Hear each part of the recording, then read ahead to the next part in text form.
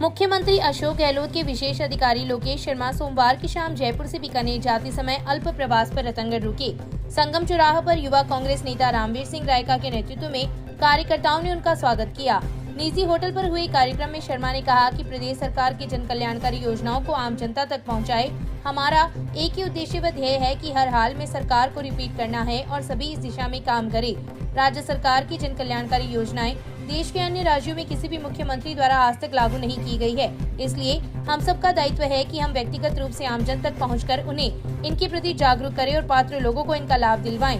इस अवसर पर बाबूलाल स्वामी, अल्पसंख्यक प्रकोष्ठ के जिला महासचिव चांद का खोकर, NSCI के राष्ट्रीय संयोजक आकिब खींची, कांग्रेस नेता सुभाष देतरवाल, राजकुमार बुर्डक, वासुदेव बुडाडरा, श्री राम नाई, राजू शर्मा, धीरज शर्मा, जीवराज सामरिया, मनीष गौड़, निर्मल कुमार गौड़, सागरमल मेघवाल, शिव कुमार गौड़ सहित कई कार्यकर्ता उपस्थित थे। बीकानेर जा रहा हूँ और रतनगढ़ में हमारे ये तमाम युवा साथी हैं, उन्हें मुलाकात के लिए रोका, मुझे अच्छा लगा और मैं ये ज़रूर चाहूँगा मेरे तमाम युवा साथियों से कि प्रदेश सरकार की जितनी भी जन कल्याणकारी योजनाएं हैं उन्हें आम जनता तक पहुँचाने के लिए कमर कसें। हमारा एक ही उद्देश्य है और एक ही ध्येय है कि हर हाल में सरकार को रिपीट करना है, क्योंकि ऐसी जन कल्याणकारी योजनाएं जो जनहित के लिए हों, मुझे लगता है आज तक किसी भी प्रदेश के मुख्यमंत्री ने आम जनता के लिए नहीं लागू की। तो इन योजनाओं की जानकारी जब तक हम व्यक्तिगत रूप से आम जनता तक नहीं पहुंचाएंगे और जो पात्र हैं उनको लाभ नहीं दिलवाएंगे तो ये योजनाएं उतना हमारे लिए प्रतिफल नहीं प्रदान करेंगी। इसलिए तमाम साथियों के जो आज यहाँ उपस्थित हैं, यहाँ रतनगढ़ के जो हमारे युवा साथी हैं, उन सभी से ये आग्रह करना चाहूँगा कि जुट जाइए, लग जाइए, हर घर तक पहुंचिए, सरकार के अच्छे निर्णय, फैसले, कामकाज और योजनाओं की जानकारी उस हर व्यक्ति को पहुंचाइए, चाहे वो उसका पात्र है या नहीं है। जानकारी अवश्य पहुंचाएं और हमारी योजनाओं का प्रचार प्रसार करें, ताकि हर व्यक्ति को ये पता लगे कि राज्य सरकार उनके लिए क्या कर रही है और मुख्यमंत्री जी की जो मंशा है उसके अनुरूप हर व्यक्ति तक उनका लाभ पहुंच रहा है या नहीं पहुंच रहा है। वो बहुत बड़ा मामला है, उसमें प्रधानमंत्री जी और जो भी आरोप लगा रहे हैं उस पर जिस रूप में भी, क्योंकि लोकतंत्र है, लोकतंत्र में अगर कोई सवाल उठाता है तो उसका जवाब भी दिया जाना चाहिए। जिनसे सवाल किए जा रहे हैं उन्हें निश्चित तौर पर उनके जवाब दिए जाने चाहिए, ताकि आम जनता को, देश की जनता को, प्रदेश की जनता को उनके बारे में पता लग सके कि क्यों तो सवाल उठे हैं और उनके क्या सही जवाब हैं। अगर जवाब सही होंगे तो किसी को कोई दिक्कत नहीं होगी। इसलिए हर सवाल का जवाब दिया जाना मेरी नज़र में उचित होगा कि उन्हें जवाब दिया जाना चाहिए। शिवाजी सेवा संस्थान के तत्वाधान में होली त्योहार के अवसर पर 3 दिवसीय कार्यक्रमों का आयोजन किया जाएगा। इस आयोजन के लिए शिवाजी सेवा संस्थान के सभा हॉल में रविवार की रात पूर्व मंत्री राजकुमार रिन्वा एवं पूर्व पालिका अध्यक्ष किशोरी लाल बील की अध्यक्षता में बैठक का आयोजन हुआ। कार्यक्रम आयोजक समिति के संयोजक अशोक वर्मा ने बताया कि होली के अवसर पर संस्थान की ओर से प्रतिवर्ष कार्यक्रम आयोजित किए जाते हैं, जिसके अंतर्गत इस बार 4 से 6 मार्च तक 3 दिवसीय कार्यक्रम आयोजित होंगे। 4 मार्च को रामगढ़ शेखावटी, 5 मार्च को लक्ष्मणगढ़ शेखावटी व 6 मार्च को जयपुर की ढप मंडलियों की ओर से लोक नृत्य एवं धमाल की प्रस्तुतियां दी जाएगी। बैठक में सर्वसम्मति से निर्णय लिया गया कि होली की बंदोरी 5 मार्च की दोपहर शिवाजी सेवा संस्थान प्रांगण से रवाना होगी, जो शहर के मुख्य मार्गों से होती हुई पुनः शिवाजी सेवा संस्थान पहुंचकर संपन्न होगी। 3 मार्च को संस्थान के प्रांगण में पूर्व मंत्री रिन्वा के मुख्य अतिथि एवं संतों के सानिध्य में कार्यक्रम का शुभारंभ किया जाएगा। इसमें संस्थान के कलाकारों की ओर से होली धमाल की प्रस्तुतियां दी जाएगी। बैठक में जयदेव प्रसाद माली, सुखदेव प्रसाद माली, गंगाधर महावीरवाल, गोविंद प्रसाद सोनी, बनवारी लाल बील, पूर्व पालिका अध्यक्ष ऋतु कल्पना कांत, पार्षद श्रवण सैनी, हीरालाल नोहाल, पवन माटोलिया, श्रीनिवास बील, सुभाष वर्मा, बालकृष्ण टाक, केशव रोहित, रामोतार नोहाल, सुरेंद्र नोहाल, गणेश सोनी, विक्रम स्वामी, बनवारी स्वामी, महावीर पिपलवा, रामोतार धानुका, मयंक नोहाल, पवन सोनी, प्रकाश प्रजापत, हरिप्रसाद मंडकरा, विनोद नोहाल, चेतन नोहाल एवं सियाराम नोहाल सहित कई लोग उपस्थित थे। शिवाजी सेवा संस्थान रतनगढ़ द्वारा आयोजित रंगरूड़ो फाग उत्सव 2023 दिनांक 3 मार्च से प्रारंभ हो रहा है और लगोलग 6 मार्च तक चालू हो। 3 मार्च में स्थानीय कलाकार आपकी प्रस्तुतियां देवला, 4 मार्च में रामगढ़ की पार्टी आपकी प्रस्तुतियां देवली, 5 मार्च में लक्ष्मणगढ़ की पार्टी आपकी शानदार प्रस्तुतियां देवली और 6 मार्च में जयपुरा कलाकार पूरी रात आपकी प्रस्तुतियां देवला। 5 मार्च में प्रांतीय स्तर पर प्रसिद्ध बंदोई जगह शिवाजी सेवा संस्थान से प्रारंभ होगी और 2 बजे प्रारंभ होकर रतनगढ़ के चारों बाजार आरमाई घूम के वापिस शिवाजी सेवा संस्थान में शाम का 8 बजे तक चली। आप सभी इष्ट मित्रा सहित ये कार्यक्रम में आमंत्रित हो। आपका स्वागत शिवाजी सेवा संस्थान रमाई में करना हाजिर रवाना। बहुत बहुत धन्यवाद। ग्राम पंचायत हुडेरा व नौसरिया के लोगों ने सोमवार को जिला कलेक्टर के नाम तहसीलदार भजनलाल को ज्ञापन देकर दोनों ग्राम पंचायतों को रतनगढ़ तहसील के अधीनस्थ रखने की मांग की है। ज्ञापन में उल्लेख किया गया है कि राजस्थान सरकार के बजट में मुख्यमंत्री अशोक गहलोत द्वारा राजदेसर को तहसील बनाए जाने की घोषणा की गई है और ग्राम पंचायत हुडेरा को राजदेसर तहसील में शामिल किया जाना प्रस्तावित है, जबकि ग्राम पंचायत हुडेरा से रतनगढ़ की दूरी मात्र 3 किलोमीटर की है। जबकि इस ग्राम पंचायत को राजदेसर में शामिल किया जाता है तो ग्राम पंचायत मुख्यालय से तहसील कार्यालय की दूरी 22 किलोमीटर हो जाती है एवं राजदेसर जाने का रास्ता रतनगढ़ होते हुए है। इस कारण ग्रामीणों को जब रतनगढ़ होते हुए राजदेसर जाना पड़ेगा तो उन्हें काफी परेशानी का सामना करना पड़ेगा। ज्ञापन में मांग की है कि उक्त ग्राम पंचायत को राजदेसर की बजाय रतनगढ़ तहसील के अधीनस्थ रखा जाए। ज्ञापन पर पंचायत समिति सदस्य बाबूलाल प्रजापत, उप सरपंच नारायण प्रसाद, चंपालाल मेघवाल, वार्ड पंच देवी सिंह, भंवरलाल घोड़ेला, आनंद राम सिंह, पूनम श्यामलाल सहित कई लोगों के हस्ताक्षर हैं। गढ़ के पास स्थित महाकालेश्वर शिवालय में हिंदू नववर्ष पर होने वाली भगवा रैली को लेकर रविवार की रात बैठक का आयोजन हुआ। भगवान महाकाल की आरती, हनुमान चालीसा पाठ एवं कीर्तन के साथ शुरू हुई बैठक में 22 मार्च की दोपहर 3 बजे रेलवे स्टेशन के पास स्थित महामंडलेश्वर शिवालय से भगवा रैली आयोजित करने का निर्णय लिया गया, जो मुख्य मार्गों से होती हुई शहर के चारों प्रमुख बाजारों से होती हुई श्री ताल वाले बालाजी मंदिर में पहुंचकर संपन्न होगी।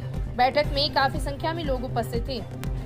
संत निरंकारी मंडल के तत्वाधान में रविवार को अमृत महोत्सव के अंतर्गत स्थानीय शाखा के मुखी विद्याधर महिरवाल के सानिध्य में स्वच्छ जल स्वच्छ मन कार्यक्रम का शुभारंभ हुआ। इस मौके पर रैली भी निकाली गई, जिसमें मंडल के जुड़े भाई बहनों ने भाग लिया।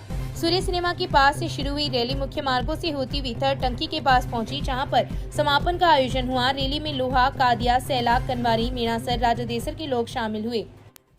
रीट परीक्षा को लेकर उड़ रही अफवाहों के बीच परीक्षा दे चुके अभ्यर्थियों ने कहा कि इन बातों पर ध्यान नहीं देकर परीक्षार्थियों को परीक्षा का ध्यान देना चाहिए।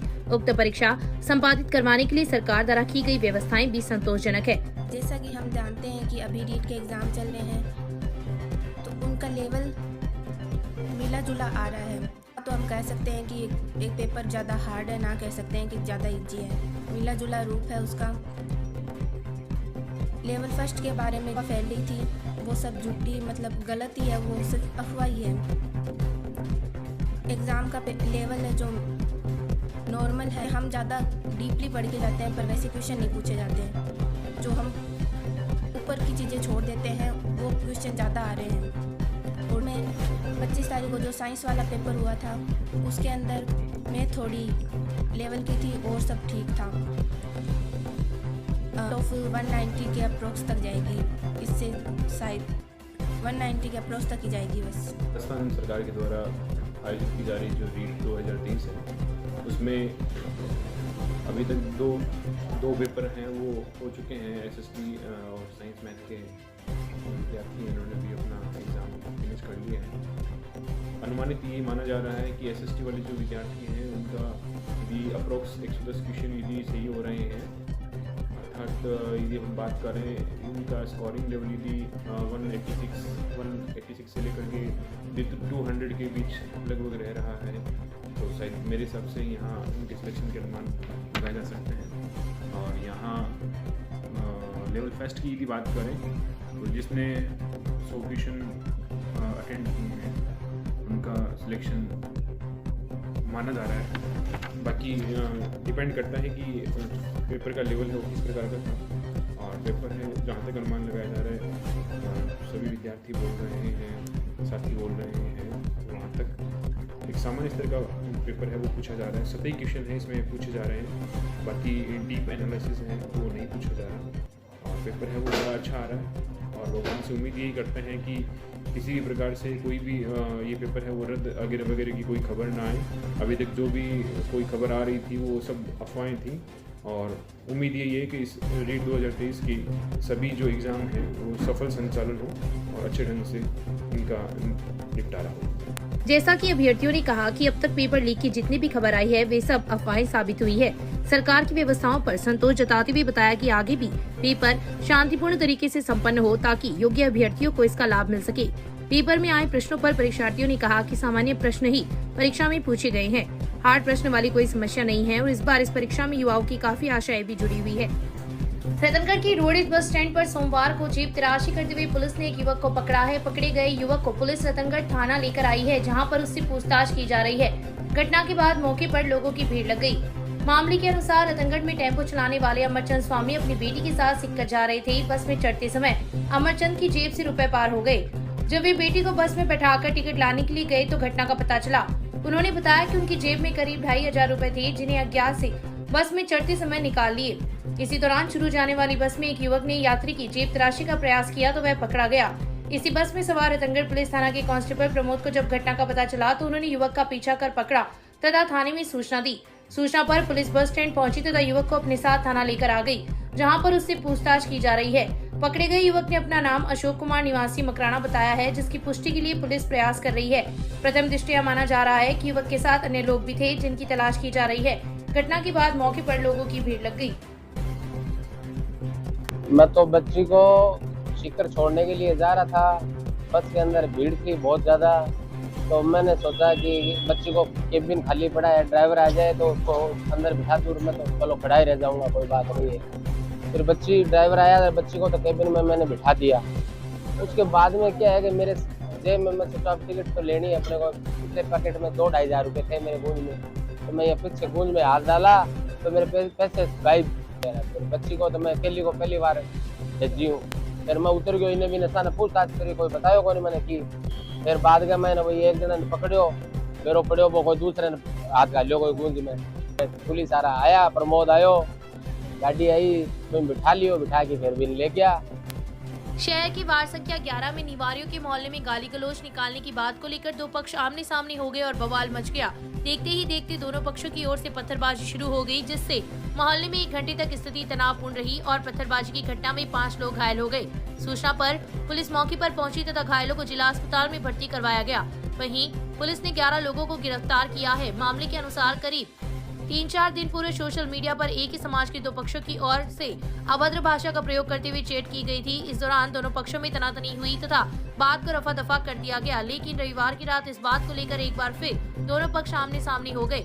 एक पक्ष के पप्पू निवारिया ने बताया कि वह रविवार की रात अपने घर के बाहर दरवाजे के पास खड़ा था। इसी दौरान खालिद, मोहसिन, अमीन, अहमद, हारून सहित 15-20 लोग आए तथा गाली गलौज करते हुए मारपीट की तथा पत्थरबाजी शुरू कर दी। वहीं दूसरे पक्ष के सद्दाम हुसैन ने बताया कि वह रविवार की रात घर के बाहर था।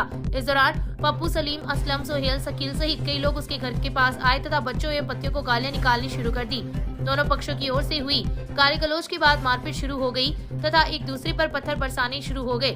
मोहल्ले में करीब 1 घंटे तक माहौल तनावपूर्ण रहा तथा पुलिस को सूचना दी। सूचना पर सीआई सुभाष बिजारनिया, एएसआई सुरेश कुमार मेजाब्ता मौके पर पहुंची तथा दोनों पक्षों की 11 लोगों को गिरफ्तार किया। तब जाकर माहौल शांत हुआ।